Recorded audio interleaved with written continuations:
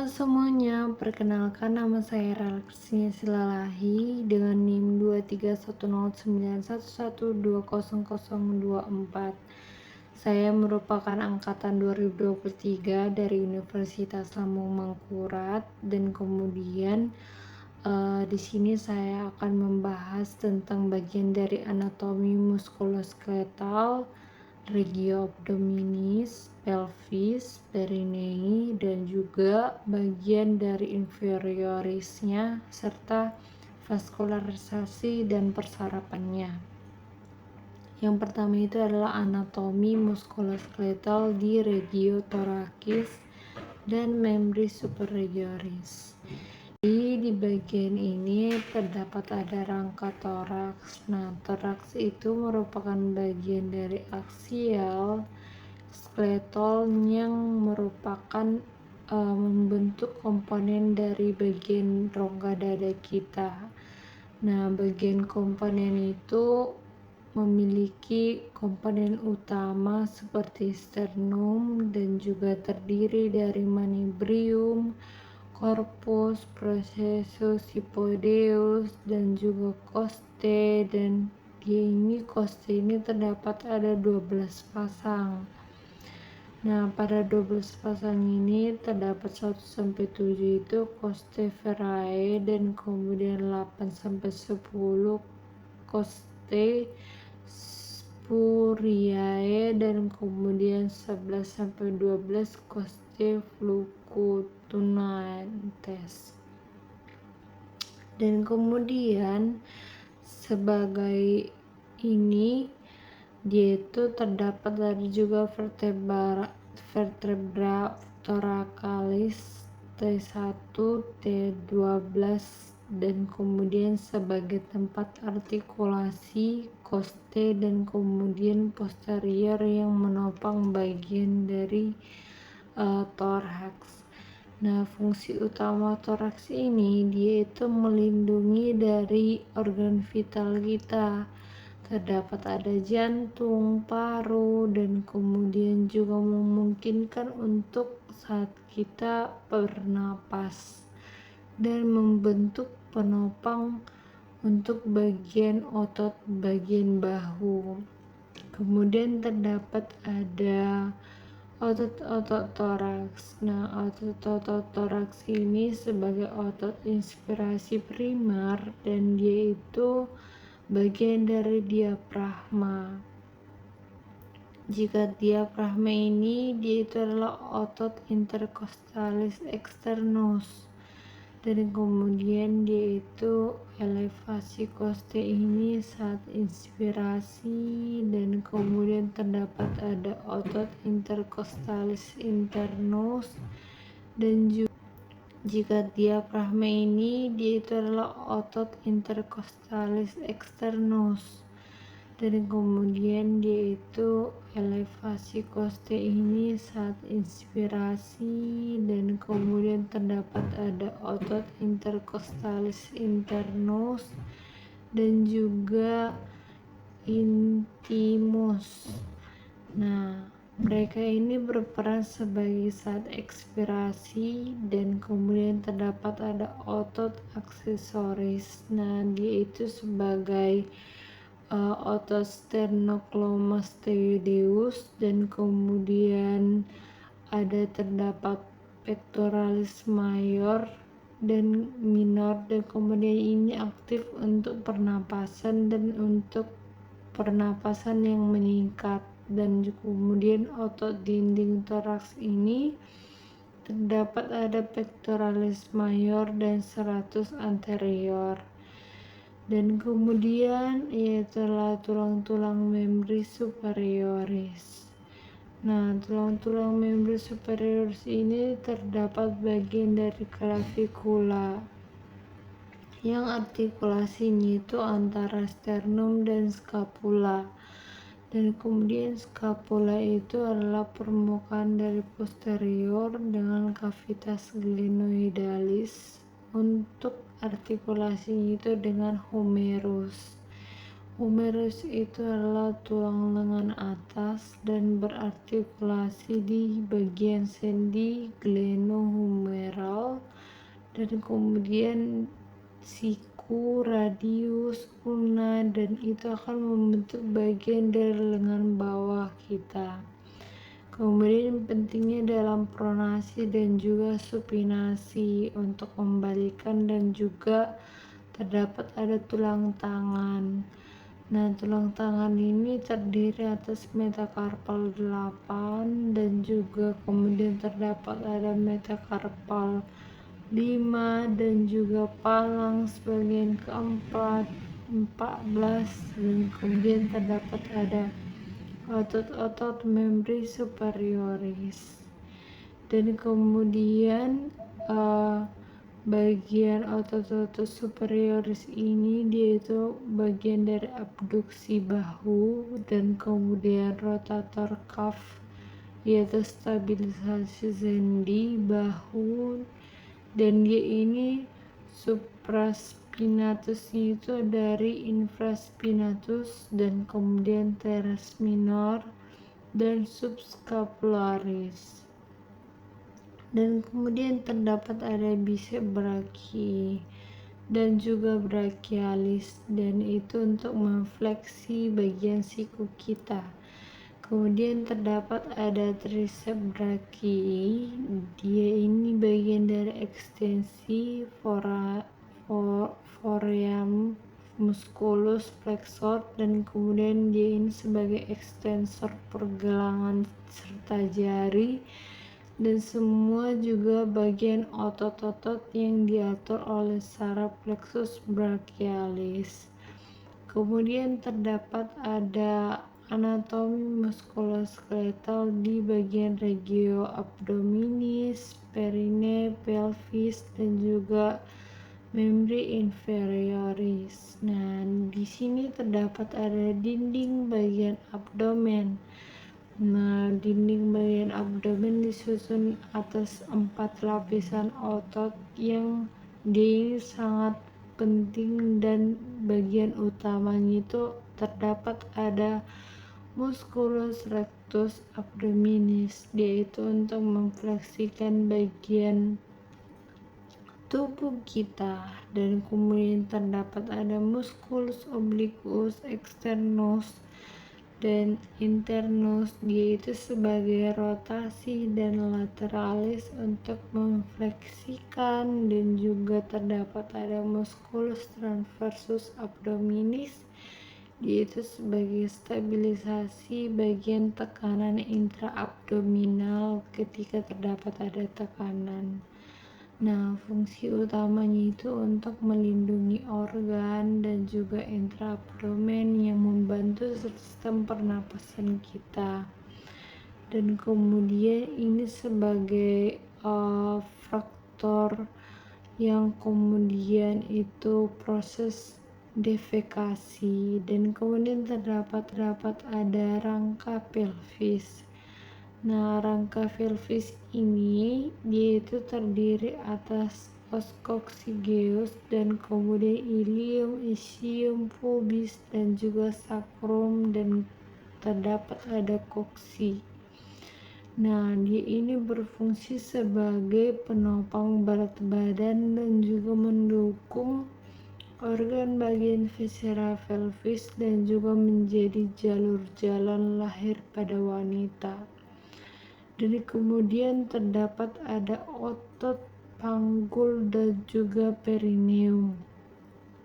Nah, otot ini itu sebagai levator ani atau puborectalis, dan juga pubococcygeus dan ileococcygeus, dan kemudian terdapat ada coccygeus, dan kemudian terdapat ada perineum. Nah, perineum ini dia itu terdapat terbagi menjadi 2 bagian. Terdapat area urogenitali trigale, yaitu bagian anterior, dan kemudian terdapat ada anal trigale, yaitu posterior. Nah, otot-otot ini dia itu berfungsi menjaga kontinuasi bagian dari penopang tubuh kita sebagai kontinasi untuk bagian organ pelvis. Dan kemudian terdapat ada tulang-tulang membri inferioris. Nah, bagian ini dia itu bagian femur. Nah, terdapat ada tulang terpanjang yang dia itu terkuat, dan kemudian terdapat ada patella.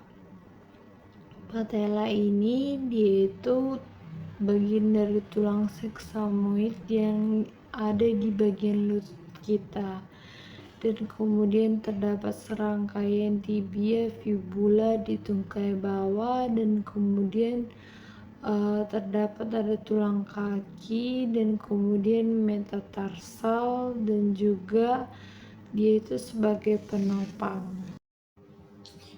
Jadi pada bagian ekstremitas inferior manusia ini merupakan bagian dari tubuh yang sangat penting untuk sistem lokomotor, yang fungsinya itu tidak hanya sekedar penopang berat badan serta berdiri dan juga berjalan, berlari atau melompat, namun juga memiliki peran struktural dan juga menjaga keseimbangan tubuh dan juga mengatur bagian postur, serta kontribusinya itu dalam kegiatan aktivitas fungsional sehari-hari.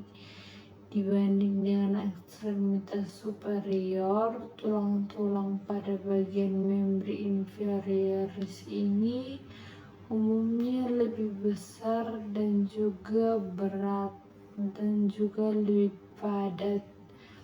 Ini mencerminkan peran mekanismenya itu menyokong gaya berat dan menghasilkan gaya dorong.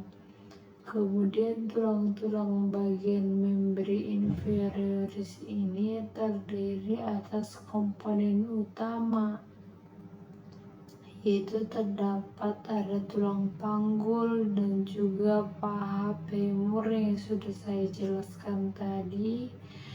Nah, bagian tungkai bawah ini dia itu pergelangan kaki dan juga bagian metatarsal.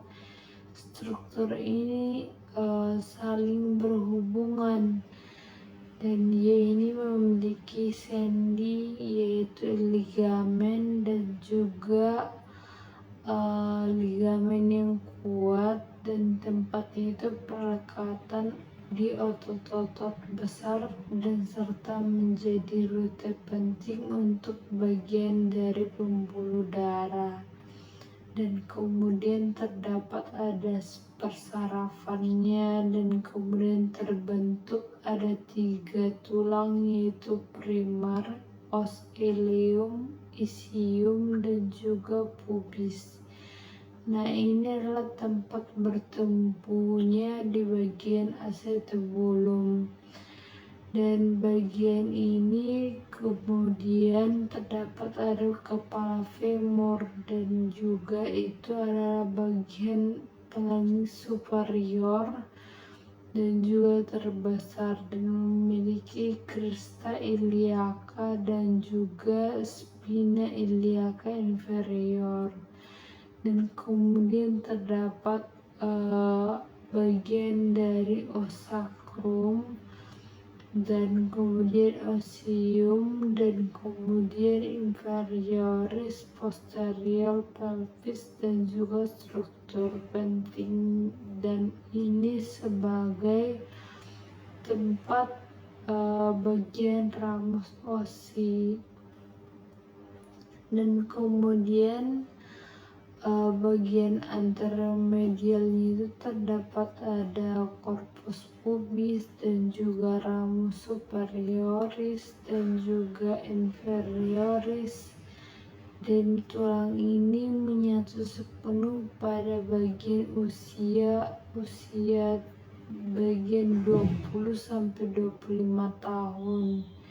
dan membentuk cincin pelvis osseus dan kemudian menjadi dasar dukungan utama kolumna vertebralis dan juga bagian ekstremitas bawah.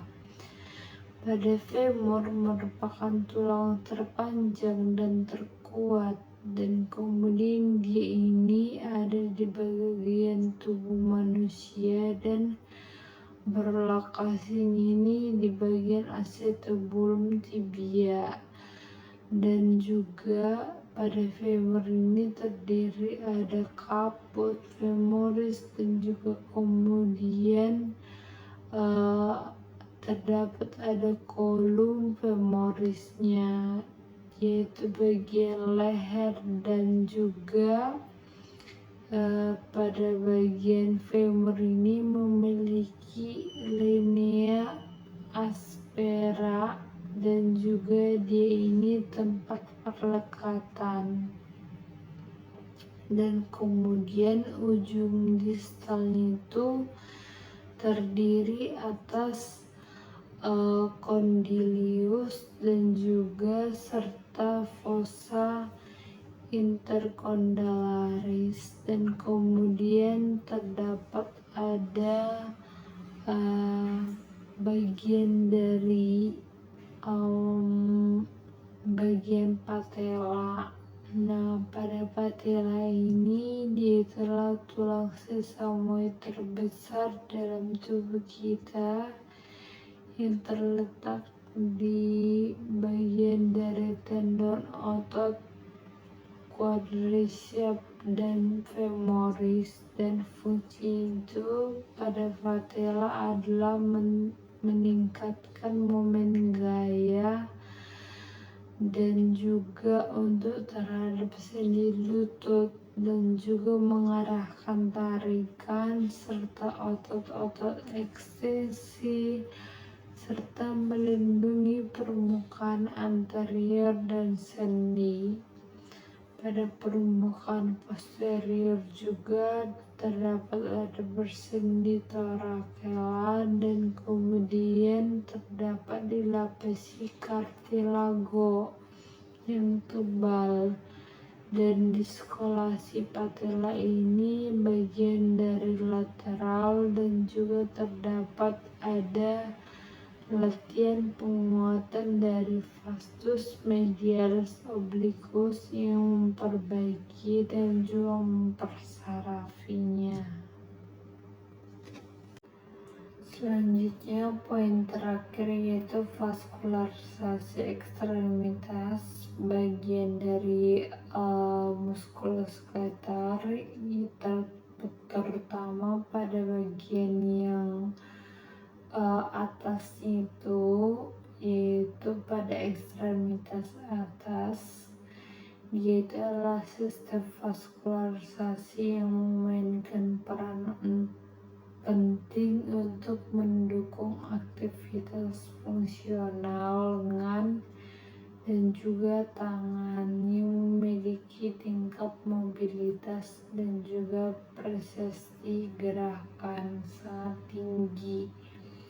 Dan kemudian terdapat ada bagian dari arteri subclavicula, yaitu pembuluh darah besar yang berasal dari aorta kiri dan juga trunkus brachiocephalius, dan ini dia melewati ruang antara otot scanal anterior dan medius dalam daerah servikal yang menuju ke arah lateral dan juga bagian dari inferior. Selanjutnya, setelah melintasi bagian tepi lateral iga pertama, terdapat ada arteri ini yang berganti nama yang menjadi menjadi arteri aksilaris, dan kemudian dia itu melintasi regio aksila dan juga ketiak dan memberikan sejumlah cabang penting untuk menyuplai otot-otot bagian sekitar.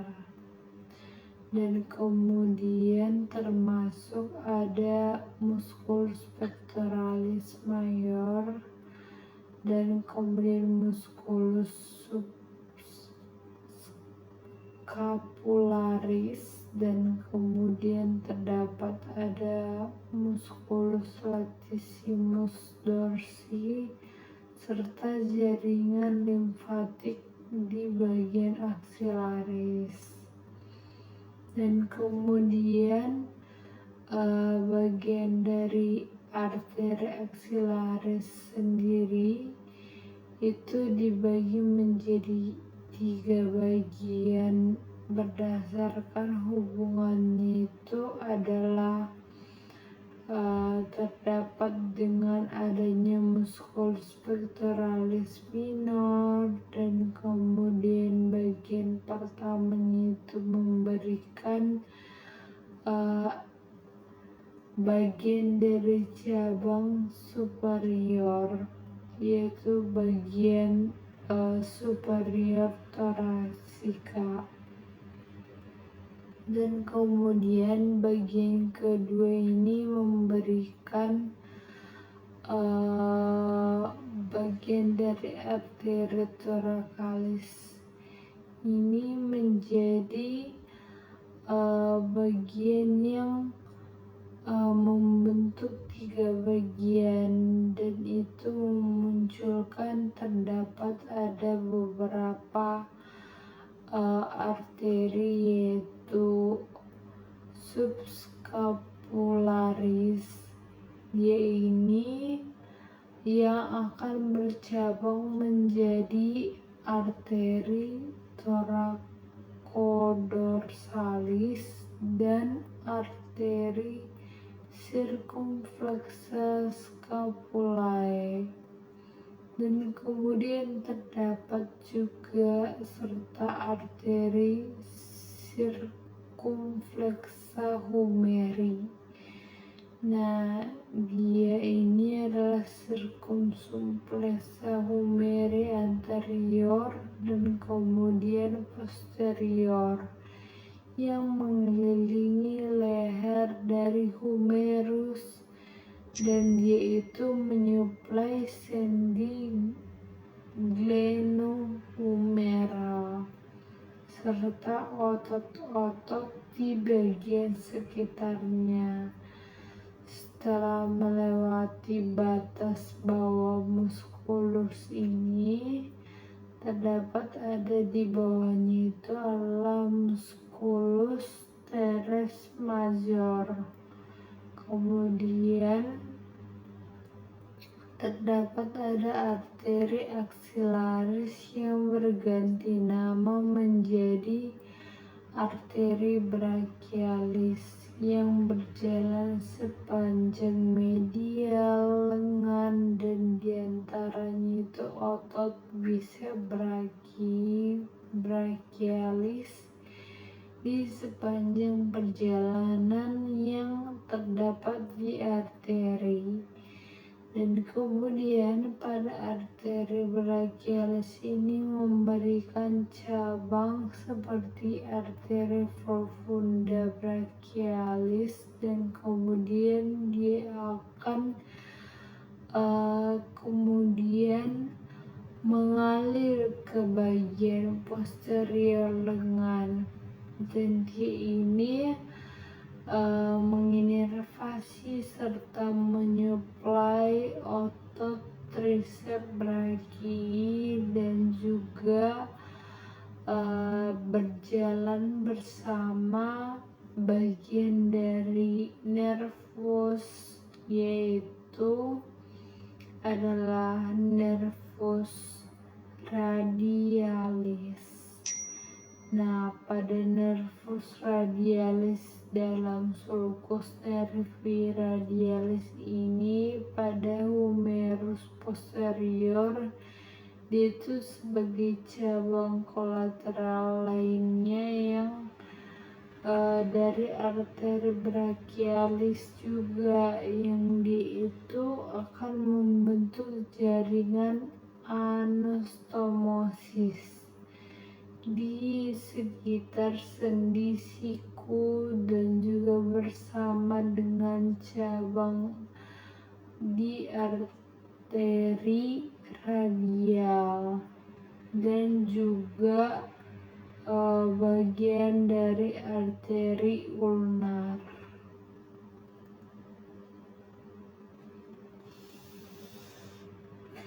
Dan kemudian selanjutnya ketika mencapai fossa cubiti, terdapat ada lekuk siku, yaitu arteri brachialis yang dia itu bercabang menjadi dua arteri utama.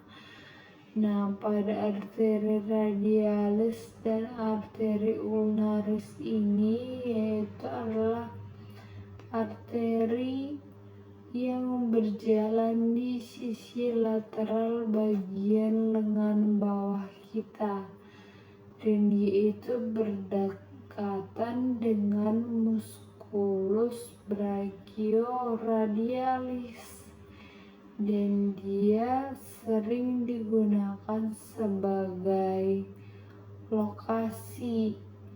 Dan kemudian palpasi denyut nadi, dan kemudian memberikan cabang rekuren radial ke bagian siku, dan kemudian mengelilingi pergelangan tangan dan juga menuju ke bagian struktur yang ada di bagian telapak tangan.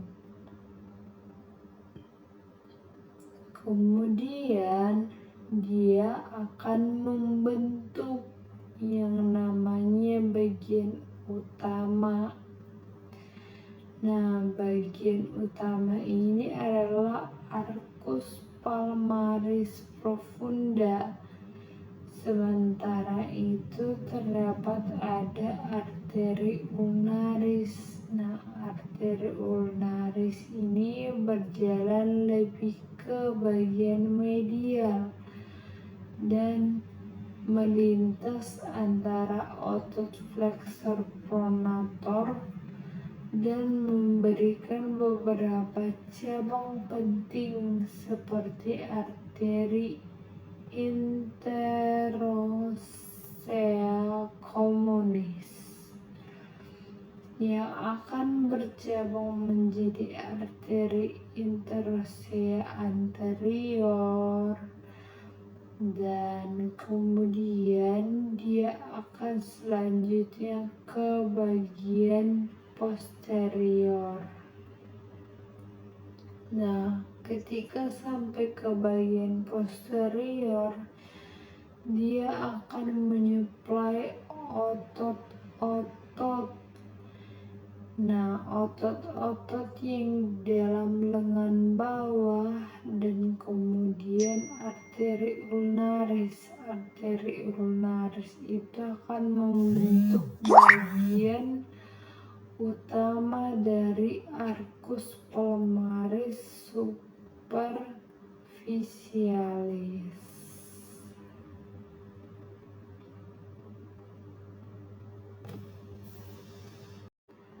Selanjutnya poin terakhir yaitu vaskularisasi ekstremitas, bagian dari muskuloskeletal, terutama pada bagian yang atasnya itu, yaitu pada ekstremitas atas, yaitu adalah sistem vaskularisasi yang memainkan peran penting untuk mendukung aktivitas fungsional lengan dan juga tangannya memiliki tingkat mobilitas dan juga presisi gerakan sangat tinggi. Dan kemudian terdapat ada bagian dari arteri subclavicular, yaitu pembuluh darah besar yang berasal dari aorta kiri dan juga truncus brachiocephalius, dan ini dia melewati ruang antara otot scanal anterior dan medius dalam daerah servikal yang menuju ke arah lateral dan juga bagian dari inferior. Selanjutnya, setelah melintasi bagian tepi lateral iga pertama, terdapat ada arteri ini yang berganti nama yang menjadi arteri axillaris, dan kemudian dia itu melintasi regio axilla dan juga ketiak dan memberikan sejumlah cabang penting untuk menyuplai otot-otot bagian sekitar. Dan kemudian termasuk ada musculus pectoralis major dan kemudian musculus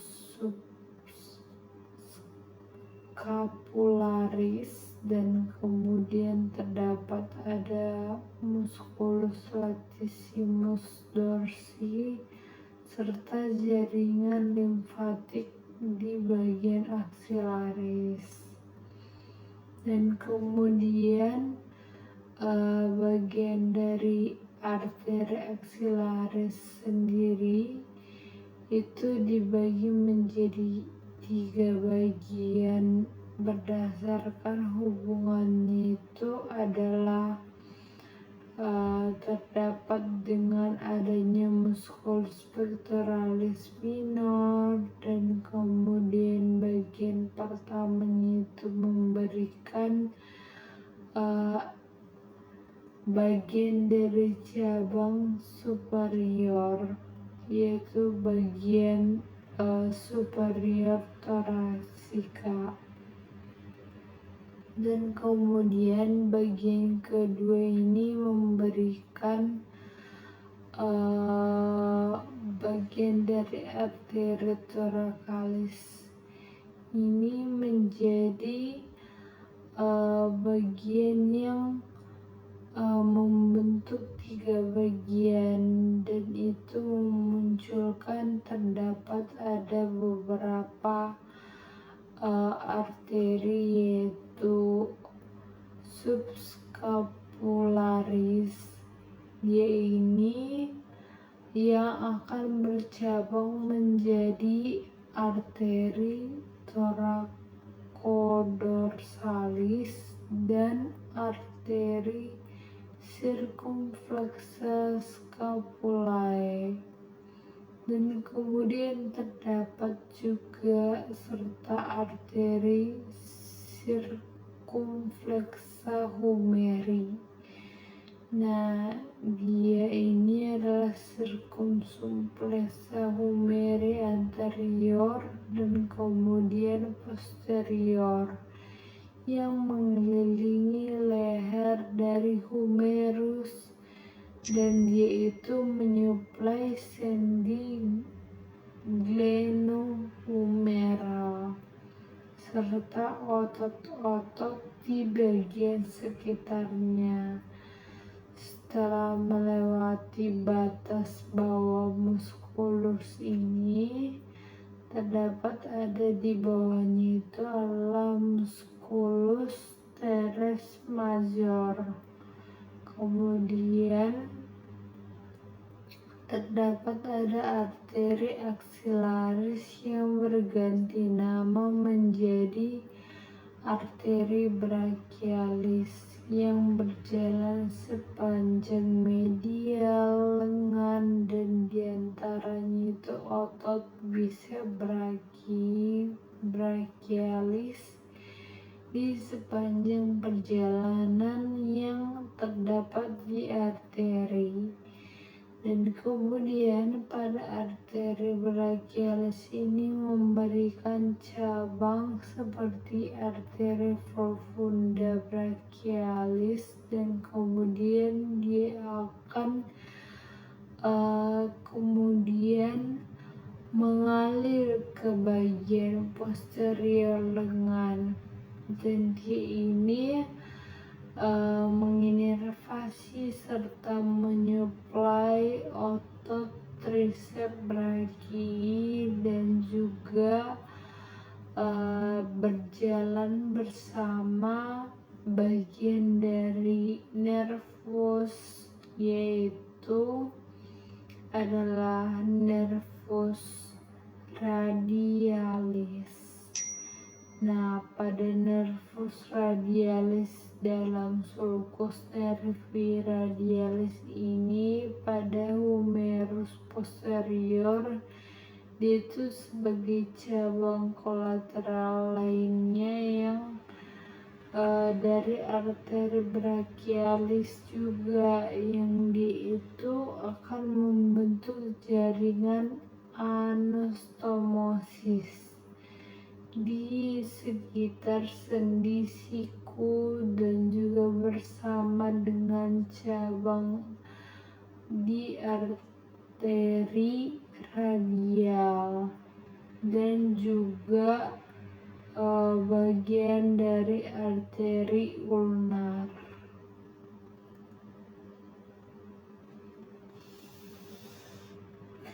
Dan kemudian selanjutnya ketika mencapai fossa cubiti, terdapat ada lekuk siku, yaitu arteri brachialis yang dia itu bercabang menjadi dua arteri utama. Nah, pada arteri radialis dan arteri ulnaris ini, yaitu adalah arteri yang berjalan di sisi lateral bagian lengan bawah kita, dan dia itu berdekatan dengan musculus brachioradialis, dan dia sering digunakan sebagai lokasi dan kemudian palpasi denyut nadi, dan kemudian memberikan cabang rekuren radial ke bagian siku, dan kemudian mengelilingi pergelangan tangan, dan juga menuju ke bagian struktur yang ada di bagian telapak tangan. Kemudian dia akan membentuk yang namanya bagian utama. Nah, bagian utama ini adalah arcus palmaris profunda. Sementara itu terdapat ada arteri ulnaris. Nah, arteri ulnaris ini berjalan lebih ke bagian medial dan melintas antara otot flexor pronator dan memberikan beberapa cabang penting seperti arteri interosseus communis. yang akan bercabang menjadi arteri interossea anterior, dan kemudian dia akan selanjutnya ke bagian posterior. Nah, ketika sampai ke bagian posterior, dia akan menyuplai otot-otot. Nah, otot-otot yang dalam lengan bawah dan kemudian arteri ulnaris. Arteri ulnaris itu akan membentuk bagian utama dari arcus palmaris superficialis.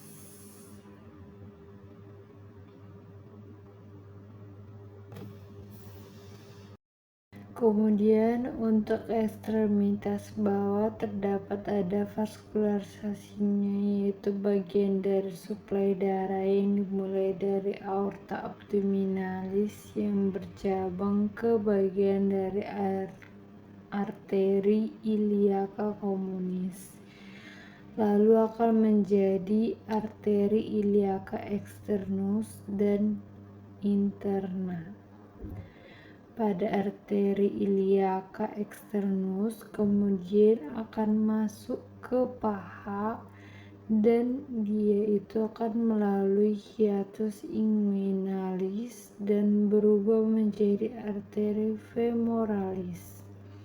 Pada arteri femoralis dia akan berjalan sepanjang paha anterior dan juga mensuplai utama ke otot quadriceps femoris, sartorius, dan juga struktur pangkal paha lainnya. Kemudian setelah memasuki fossa poplitea, ia akan menjadi arteri poplitea. Nah, pada arteri poplitea yang akan kemudian bercabang menjadi arteri tibialis anterior dan posterior. Pada arteri tibialis anterior akan berjalan ke arah dorsum pedis dan menyuplai otot-otot ekstensor, tungkai bawah, dan bagian kaki.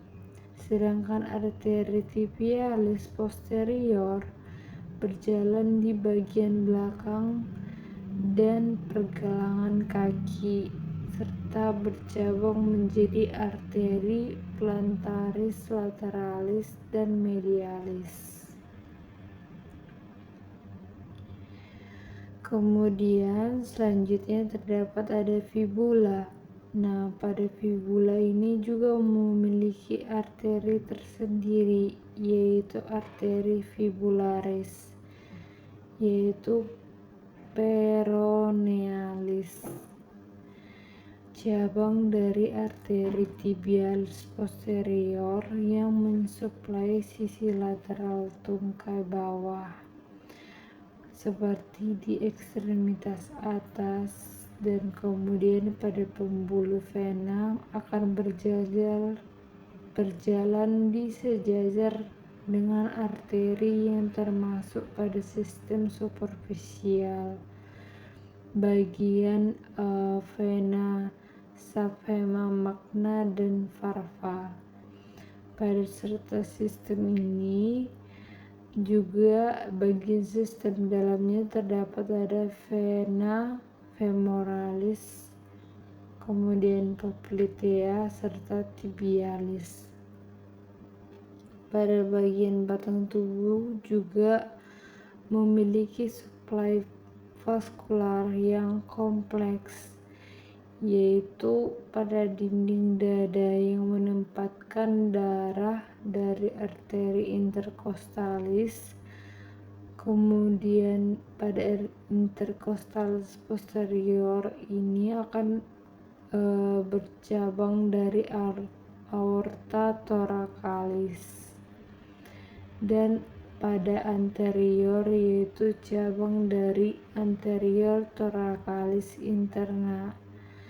Dan kemudian otot-otot di dinding perut bagian anterior itu disuplai dari arteri epigastrika di epigastrika superior dan inferior.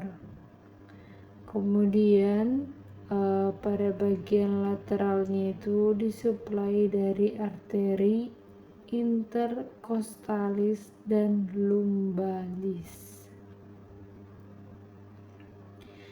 Selanjutnya, pada vaskularisasi otot punggung kita itu berasal dari percabangan dorsalis arteri intercostalis, dan ini adalah bagian dari lumbalis yang juga menyuplai vertebra thoracolumbalis, dan kemudian pada tulang juga mendapatkan suplai darah khusus dari arteri, yaitu memberikan nutrisi dan juga memasuki foramen dan bercabang di kanalis medularis.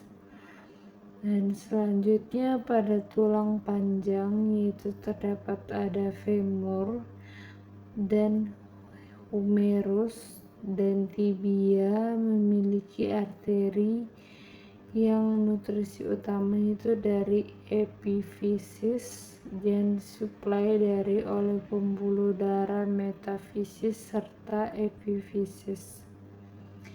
Kemudian perfusi yang baik itu pada tulang sangat penting pada pertumbuhan remodeling, contohnya pada anak-anak juga pada masa pertumbuhan, dan kemudian serta jika terjadinya bagian fraktur.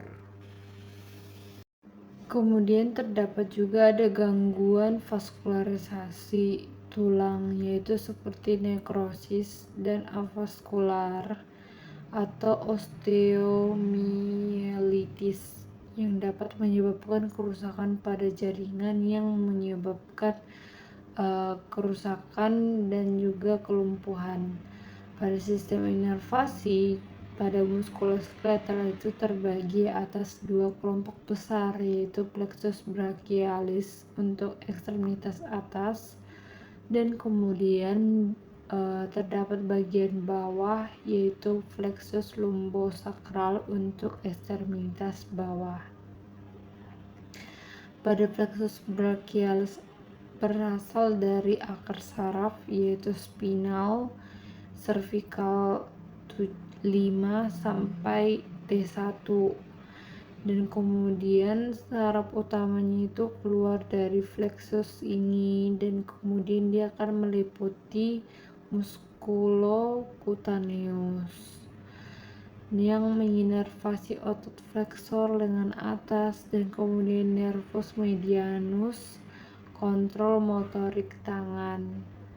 Pada nervus ulnaris, dia itu akan mengatur otot instrintik bagian tangan dan juga cengkraman, dan kemudian pada nervus radialis itu menginervasi otot ekstensor siku dari pergelangan serta bagian jari. Setiap saraf itu membawa serat motorik dan juga sensorik, sehingga berperan dalam gerakan persepsi sensi dan juga distribusi dermatom dan myotom dari plexus brachialis, yang sangat penting dalam evaluasi neurologis klinis. Kemudian selanjutnya itu adalah seperti pada cedera saraf atau juga sindrom komprensi.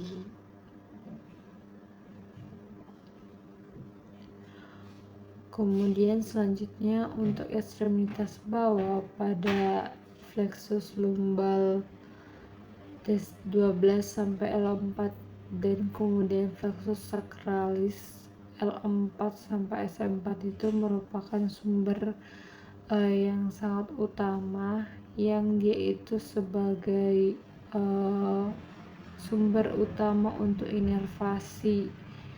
Dan kemudian dari plexus lumbalis itu akan muncul nervus femoralis. Nah, pada nervus femoralis ini dia akan menginervasi otot-otot paha bagian anterior dan juga nervus obturatorius yang akan menginervasi otot-otot obturator paha. Dari plexus sacralis kemudian akan muncul ke nervus ischiadicus dan sciatic nervi, dan kemudian saraf terpanjang dan terbesar di tubuh manusia yang kemudian akan bercabang menjadi nervus tibialis dan juga nervus peroneus communis. Kemudian pada nervus tibialis ini dia itu akan berjalan dan kemudian dia itu di bagian perjalanannya itu di bagian posterior tungkai yang menginervasi otot yaitu gastrocnemius, soleus dan juga otot plantar. Sedangkan pada nervus peroneus itu dia akan bercabang menjadi peroneus superficialis dan profundus yang mengatur dorsifleksi dan eversi kaki. Cedera pada nervus peroneus serta akibat trauma di sekitar kaput di fibula ini sering menyebabkan terjadinya foot drop atau selain saraf motorik, sistem ini juga mencakup ke serat sensorik yang dia ini akan mengantarkan sensasi dari kulit dan kemudian serta proprioseptor yang berperan penting untuk koordinasi melakukan pergerakan ataupun juga pergerakan yang lambat dan juga pergerakan yang cepat. Kemudian selanjutnya di daerah batang tubuh kita itu terdapat ada otot-otot dinding dada. Nah, pada otot-otot dinding dada ini dia itu diinervasi oleh nervus intercostalis T1 sampai T11 dan kemudian cabang itu dari spinal thoracal. Nah, pada spinal thoracal ini dia itu bagian dari cabang dari intercostalis, sedangkan pada dinding abdomen itu diatur oleh nervus intercostalis bawah dan kemudian nervus subcostalis T12 itu dan akan bercabang menjadi plexus lumbalis dan kemudian otot-otot punggung dalam musculus erector spine multifidus dan rotatorus dan kemudian diinervasi oleh cabang dorsalis dari saraf spinal yang juga dia itu akan mengatur sensorik bagian kulit dan juga sebagian kulit dan juga terdapat di bagian kulit punggung. Di daerah perineum terdapat ada pelvis dan juga terdapat ada nervus pudendus yaitu pada S2 sampai S4 yang dia itu berfungsi untuk mengatur sebagian besar di bagian otot dasar panggul dan juga membawa serat sensorik ke alat kelamin bagian eksternal. Kemudian selanjutnya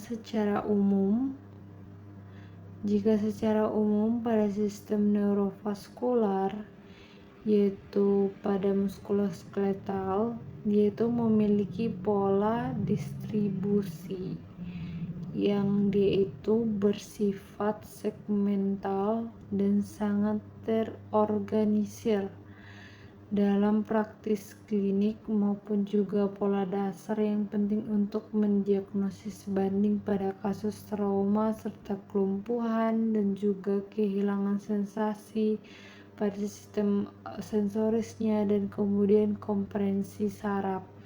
Nah, pada kompresi saraf atau gangguan vaskular seperti sindrom lorong karpal dan juga sindrom kubital atau sindrom kompartemen, ini dapat disebabkan karena defisit pada bagian motoriknya dan juga sensorik yang spesifik. Jadi dua komplikasi ini itu akan memberikan sindrom kepada seseorang dan kemudian jadi klinis sindrom.